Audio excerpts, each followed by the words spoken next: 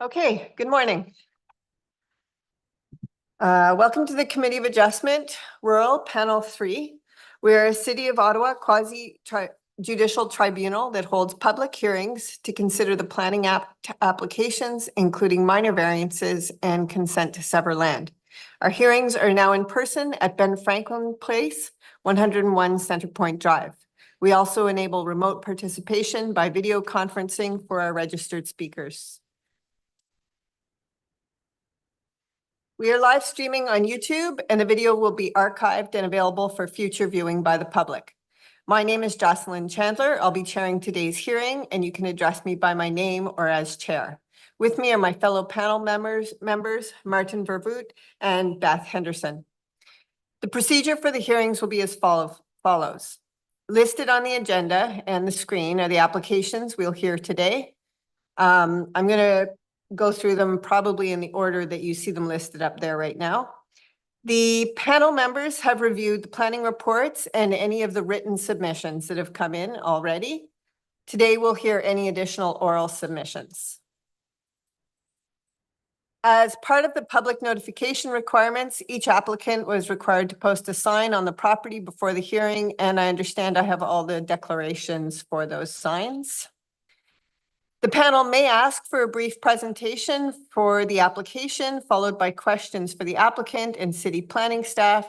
Then I will hear from any members of the public who have registered to speak. Finally, the applicant will have an opportunity to make any final comments. Please address your comments to me as the chair, starting with your name and your municipal address for the record. All presentations will be limited to 5 minutes. Any exceptions will be at my discretion. At the end of the hearing, the panel may either make an oral decision or we will reserve our decision, meaning we'll make it after the hearing is closed and it won't be delivered today. In any case, within 10 days, the Committee of Adjustment will send the official written decisions and reasons to all the participants and anyone else who has requested a copy. Are there any questions? Okay, we have a few administrative matters to deal with. First would be, are there any declarations of interest? None.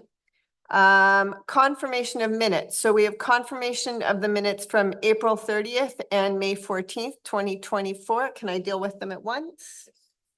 All right. All approved? Yes. Okay. Are there any adjournment requests that we are not aware of?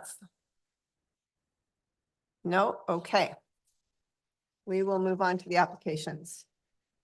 The first one is 5195 Dunning Road.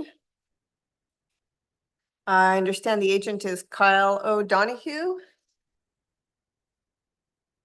And he is available remotely. Yes, sorry, I was having to rejoin as a panelist. Good morning. Okay, good morning. Okay. We have reviewed the application. Do we have any additional comments from planning staff? Thank you, Chair. No additional comments at this time. Okay. The Conservation Authority appears to have made a request on behalf of the Septic System Office. Are there any other parties who would wish to speak to this application? Mr. O'Donoghue, do you have anything you would like to add before we get to the conditions? No, Chair. Right. Panel, any questions? No? Okay, Mr. O'Donoghue, I understand you would like to speak to the conditions. We simply had one concern that Luke did reach out and answer, and it was just regarding condition number 5. There is a small mineral resource plot that it's in the conditions. It sort of speaks to it being open already, and it's not. It's currently under farmland, and we have no intention of changing that. We have reached out to an engineering firm that is willing to help us, and basically I was just hoping that instead of having to have a full engineered plan done, if it would be okay with the committee to just have a letter from this engineering firm stating that this mineral resource area is not worth undertaking, and we at Ag Invest don't plan on undertaking it ever. If a signed letter from our lawyers or from the engineering committee would be okay to satisfy that, and that's really it. That's all. Mr. Teeft, would you like to speak to that?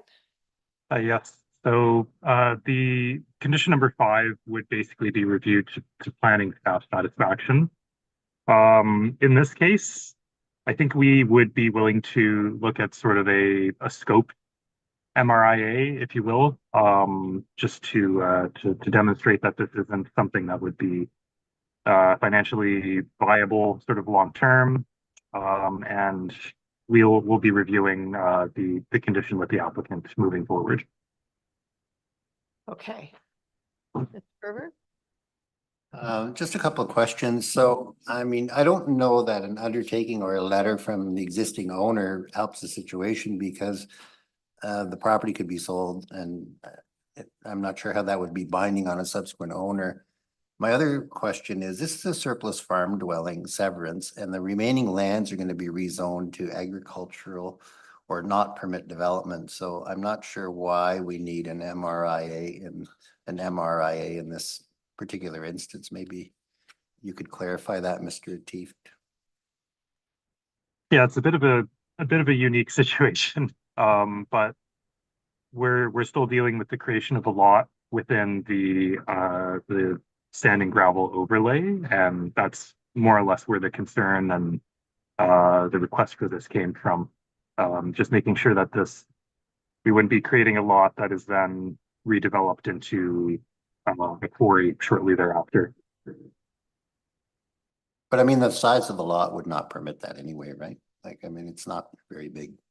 I mean, I'm just trying to deal with the practical aspect of it. And like, to me, in this particular case, I mean, I think MRIAs are really important when we're creating new lots. But I think in this case, like, in my opinion anyway, I don't think it's required in the circumstances of this case. It's a bit unique. But anyway, I'll defer to the other members.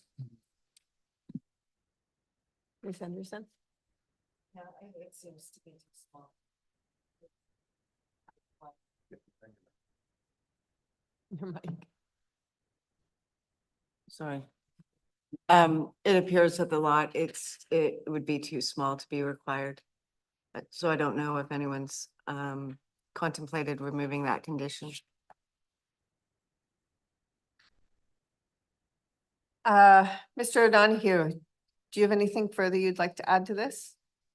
No, Chair. I think that was our only concern, and sort of like all the other members touched on it. It's very small. It's the condition. We just didn't want to have to go through the large expense, and so that was why we were hoping. I understand why it doesn't make sense for us to have a signed letter, but even if we do have an engineering firm that we were willing to work with, and more to touch on the scope, like we have had a conversation with Luke about this. And so like we would be happy to get something like that put in place from an engineering firm, just dealing with the scope of it all, and that would be it. Yeah. Mr. Teeft, does that sound like it may address the planning department's concern? I just want to make sure that Mr. O'Donoghue is offering to do something that actually covers off what your interests are. Yeah, so we just want something more or less to show that basically to prove that, yes, this is something that's too small. It does look like a small chunk of sand and gravel overlay. The lot is very small as well. But I'm not necessarily the person to say, yep, it's too small. So we can have something to corroborate that, then that would be satisfactory to us. Okay. Panel, would you like to vote first on including the condition or not? Or how would you like to vote on this? With the condition or without?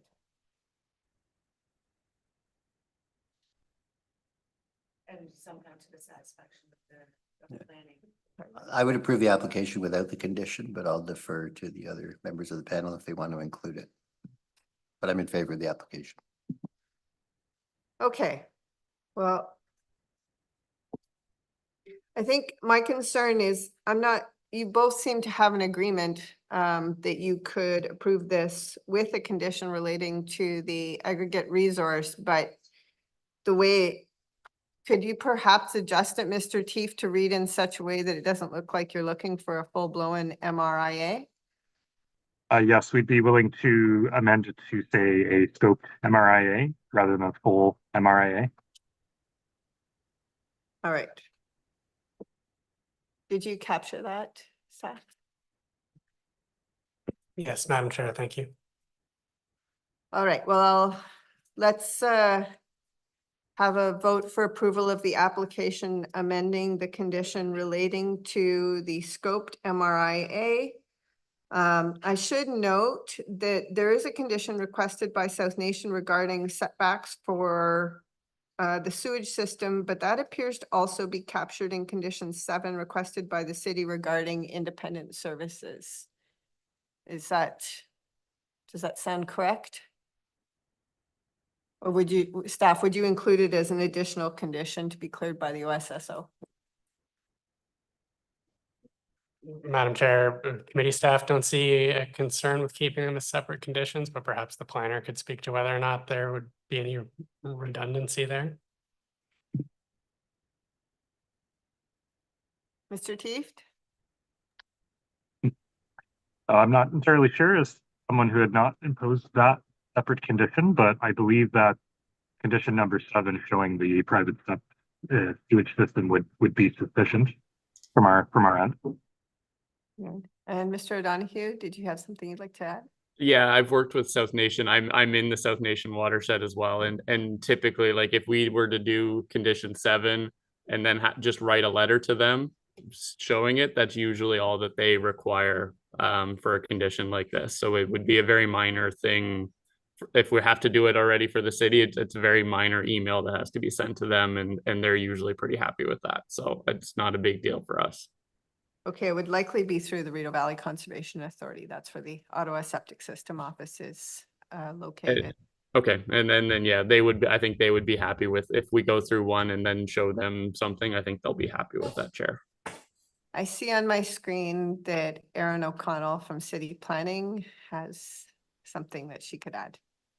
Yes, Madam Chair, just to say if the Conservation Authority is requesting to be the clearance authority for a condition, I think our preference would be to include both of them, even if they are redundant, because we don't want to be in a position where city staff are responsible for clearing and recognizing the interests of the Conservation Authority.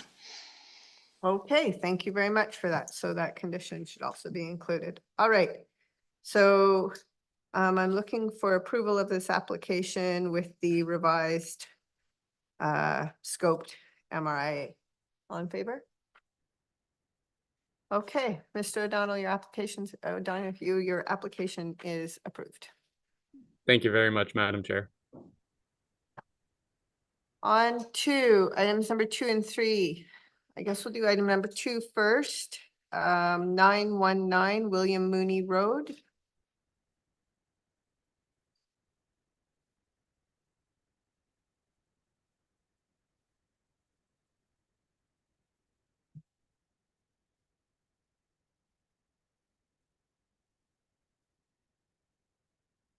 Good morning. Hi there. Could I get your name and address, please?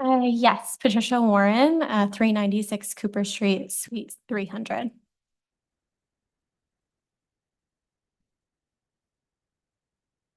Okay. Would you like to give us a quick summary of the application? Sure.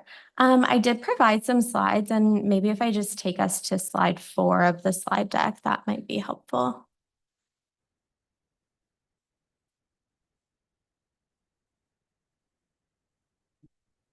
Just one moment, please.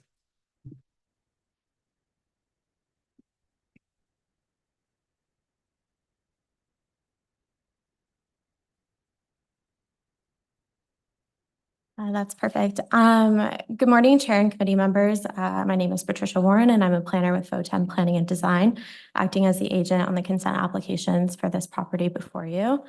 We were previously here before you in February, but the applications were adjourned in order to undertake an EIS, which has since been completed and provided as part of the resubmission. As part of that EIS, a floodplain was mapped along the north edge of the Severance A, which you see on the screen, the northernmost Severance, and it's shown in a pink line there.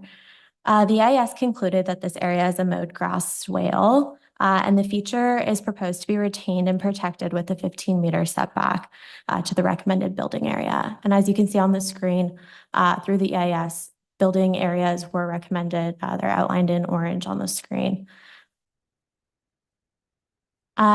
Additionally, as part of that EIS, the channel, it was not in, there's a channel on the west side of Mooney Road, which is shown in blue on the screen. And that was not anticipated to support any direct fish habitat, and it would be retained in its current location. Through comments from the MBCA, it was our understanding that a permit would be required for any future access to those two properties. And additionally, if that building area on Severance A was to encroach within the 15-meter MBCA regulation limit, a permit would also be required. I think that sort of sums up the sort of application today since we were last here from when we were adjourned. Okay, thank you very much. Comments from planning staff? Good morning. Thank you, Madam Chair. As the applicant has notified or already commented, we have reviewed and accepted the EIS that was provided.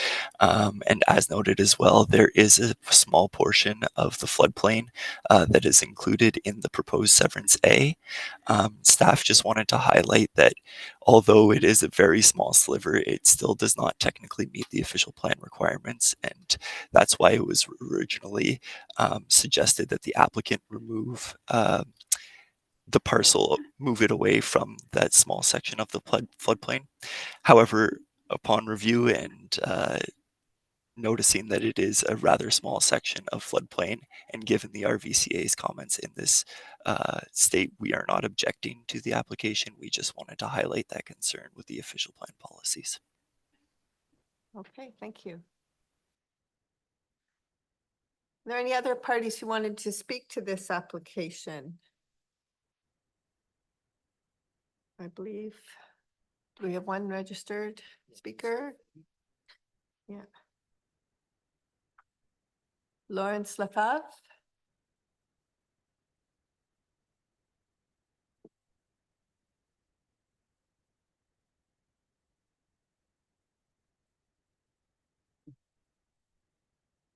The speaker's online, Madam Chair. We're bringing him forward now.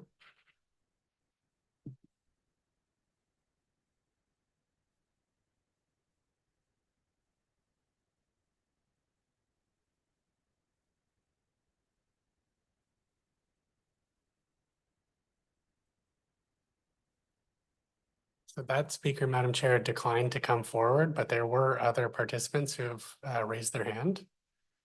So Okay. With your permission, we'll bring them forward. Yes, please.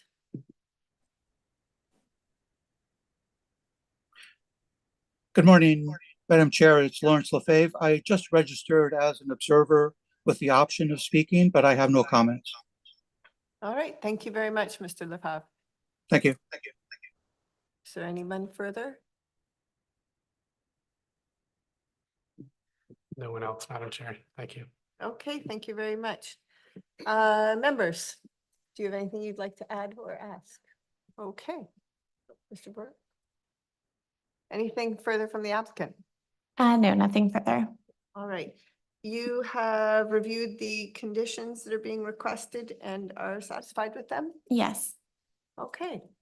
Those in favor of granting this consent application with conditions? Okay. Thank you. That one is granted, and we'll just roll over right into the other one. This one is 897 Mooney Road. I think we probably don't need to ask you for a presentation because it was up on that slide, unless there was something additional you wanted to address. No, it is very similar. The EIS was undertaken for that property as well. And it was found the EIS concluded that there would be no impact to that area of trees on the south portion of Severance D. Okay, thank you very much. Planning staff, any comments? No further comments on this one, Madam Chair. Thank you so much. Again, we just note a comment from the Conservation Authority regarding a setback. Any other parties who were wishing to speak to this application?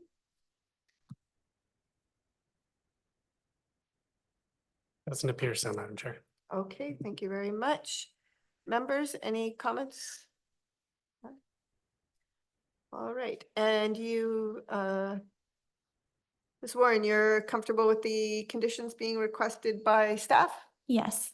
Okay, those in favor? The application is granted. Thanks Thank you very much. And our final application for today, number 4 at 205 Cranesbill Road, I'm sorry. Do we have an agent for this or applicant? Tamina Karimova? Okay. Okay, super. Could you give me your name and address, please? Good morning, members of the committee. My name is Muskan Kasim. The address is 205 Cranesbill Road. Do you mind spelling your name for me? MUSKANQASEEM. Thank you so much. All right, we do have a sign posting. Did you have a presentation that you wanted to do for us? Yes, I shared the presentation. Okay, staff? Okay, so you have 5 minutes. Okay. Go ahead. Thank you for giving me the opportunity to present my mother's case today. My mother, Tahmina Karimova, is requesting a minor variance for the property at 205 Cranesbill Road to address the rear yard setback requirement for our newly constructed deck. My family and I recently built a deck measuring 7.3 by 4.9 meters. We worked with licensed contractors whom we trusted to follow all zoning standards and building codes. Unfortunately, we discovered after completion that the deck is 2.15 meters from the rear property line, not meeting the 4-meter setback requirement. We are asking for a variance of 1.85 meters to address this issue without dismantling the deck. Dismantling the deck would place a significant financial burden on our family and deeply affect our mental well-being. This deck is more than just a structure to us. It's where we unwind after long days, host friends and family, and connect with nature. Losing it would be devastating, not just financially, but emotionally. The variance we're requesting is minor, specifically a deviation of 1.85 meters from the required 4.4 meter setback. The deck does not create any safety hazards or impede emergency access. The essential character of our neighborhood remains unchanged with the variance. Our deck has been designed thoughtfully to complement the existing structures and landscaping in our community. It enhances the visual appeal of our property and does not obstruct any views or reduce privacy. Several of our neighbors have similar structures, which adds to the cohesive atmosphere for our community. The primary intent of the zoning bylaw is to ensure orderly development that does not negatively impact surrounding properties. Our deck does not interfere with any public utilities, rights-of-way, or emergency access routes. Our deck aligns with the general intent of the zoning bylaws to foster a pleasant, safe, and functional living environment. It does not create noise, light, or visual pollution that could disturb our neighbors. Our deck respects the privacy and views of our neighboring homes, ensuring that their living experience remains unaffected. The thought of dismantling the deck is incredibly distressing. The deck is where we gather as a family, where we relax and enjoy our time together. A neighbor trespassed on our property and recorded our property without our consent. Their complaints does not reflect legitimate concerns, but rather personal grievances. This neighbor has a deck that invades our privacy by allowing a clear view into our home. Our deck enhances the utility and enjoyment of our property, aligning with the official plan's objective to improve residential neighborhoods. It supports the plan's goals by providing a space that enriches our family's lifestyles and overall well-being. In conclusion, I respectfully request that the committee grant the variance for our deck. It is a vital part of our home and enhances our family's quality of life without negatively impacting our neighborhood. Thank you for your consideration. Thank you very much. Okay, I'd like to hear from planning staff. Thank you, Chair. As mentioned in the report, planning staff, we have no concerns with the application. They meet the 4 tests as expected with a minor variance. Like a deck structure is a permitted projection as per section 65 of the zoning bylaw. So they are just seeking increase projection amount into the rear yard. They don't abut a residential property at the rear. It abuts a naturalized area. So we don't have any concerns and the impacts are very minimum, but I'm happy if you have any questions, I can answer them. Okay, thank you very much. Conservation Authority, no comments. I understand we have a registered speaker. Just before we go ahead with that, I'd like to reiterate, we have read the letters and email submissions that have come into the committee. So what we are interested in is any new or additional information. Personal neighborhood grievances aren't something that we consider. We have 4 tests under the Planning Act. So any registered speakers or additional people who'd like to come forward, please come and have a seat. Okay, is there a Caroline Levine here? Okay, certainly. Please have a seat. Yep, right here at one of these 2. And there is a microphone with a small button on it that you can press to turn it green.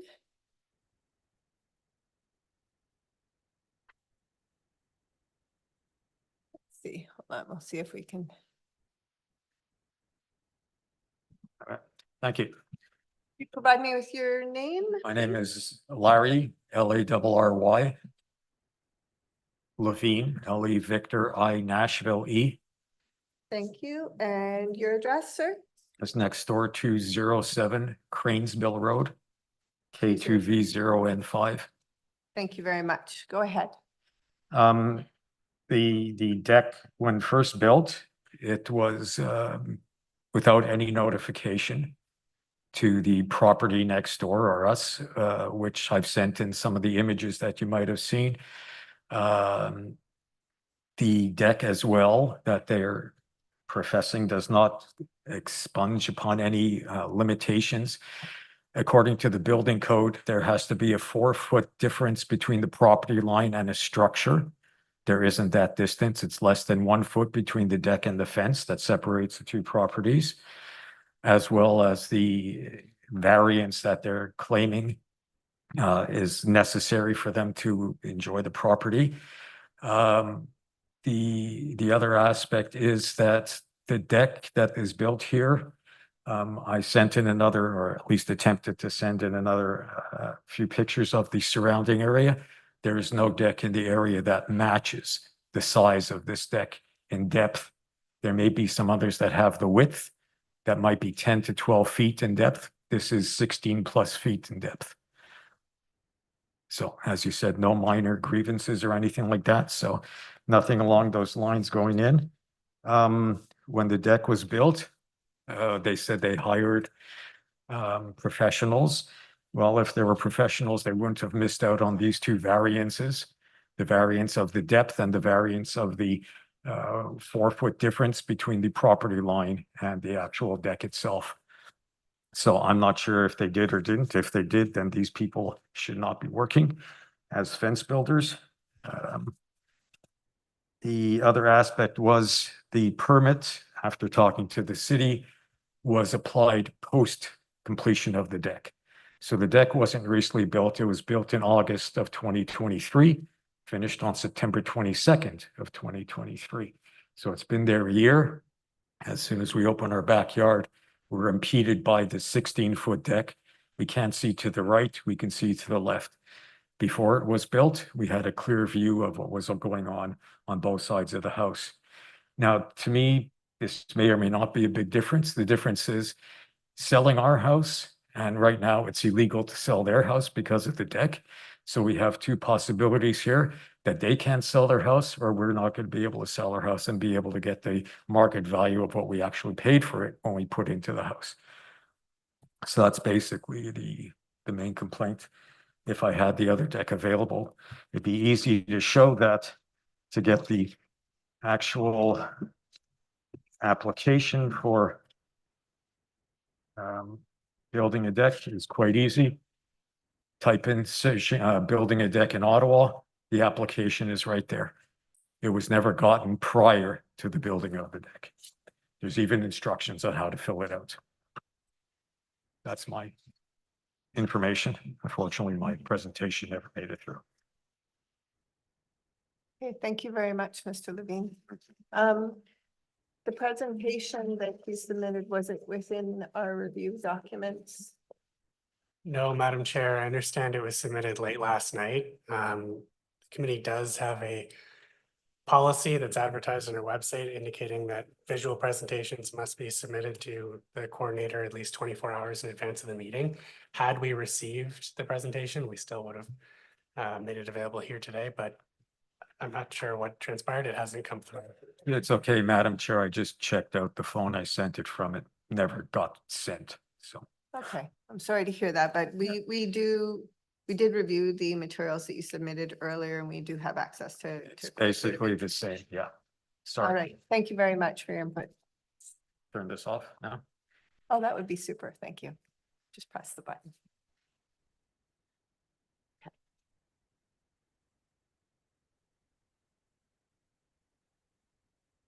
Members, do you have any comments? I don't, do we have, oh, I'm sorry, thank you. Please come forward. I apologize.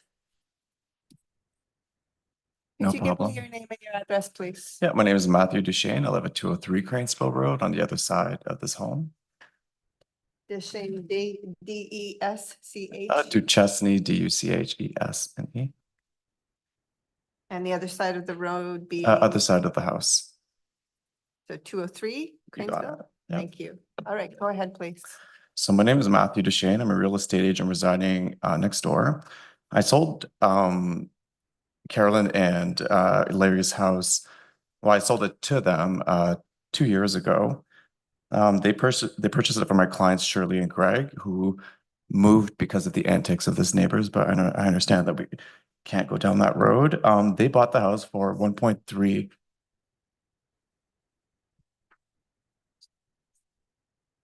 I'm sorry, could you repeat yourself? There was some difficulty hearing what you said. Okay, so I'm a real estate agent. I sold them their house 2 years ago. They bought it for $1.305 million. The property was marketed as a serene retirement sanctuary, which has been grossly compromised by the actions of the neighbors, of the neighboring property owners, Tamina. Tamina constructed an oversized deck that significantly exceeded legal limits, infringing on Larry and Carolyn's privacy.